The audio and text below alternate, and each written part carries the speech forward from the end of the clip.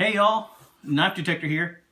And what this video is it is a response to the open tag by Walt Reven, who wanted to know the answer to the question, what is your best budget EDC that you bought in 2019? And I have to say, I didn't buy too many budget EDCs in 2019. As a matter of fact, I think I splurged a little bit. I made a couple of videos on that Afghan kukri that I bought recently, and that wasn't something I would call budget. That was about $55. To me, a budget knife is something, maybe $10 or below. And this is something that I picked up really cheap, and I modified it, and this is kind of my budget fixed blade knife for 2019. So what I did is I bought this Tramontina knife. It didn't look like this. This was a butcher knife, and I got it at a flea market, at that wonderful flea market I like to go to, which is a Don West Flea Market in Donna, Texas. And it went about to here. It was pretty big, and it had a point to it.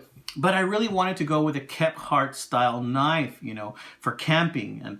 And my intention was to take this to the campsite, and I paid $8 for the knife, and I figured, let me just modify it. So with a marker, I went ahead and I marked off where I wanted it to be a drop point blade, and then I went ahead and I cut it with my Dremel and did a little bit of shaping. It had a lot of pitting. The knife was very heavily pitted.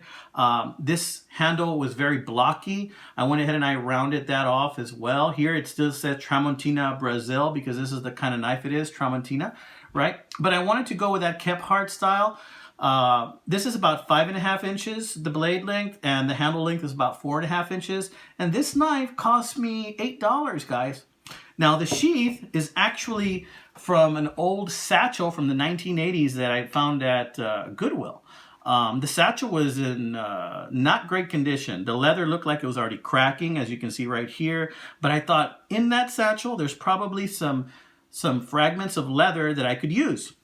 So I went ahead and I purchased the satchel, and I just threw this quick sheath together right here.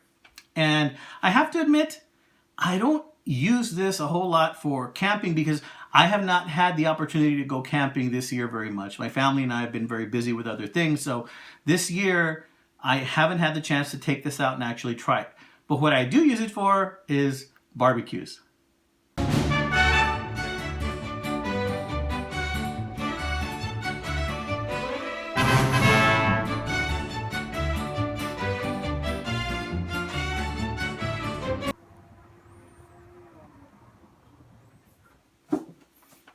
And as you can imagine, the fuel that I use is not any type of tinder or even dryer lint. Since it's a barbecue, the fuel I use is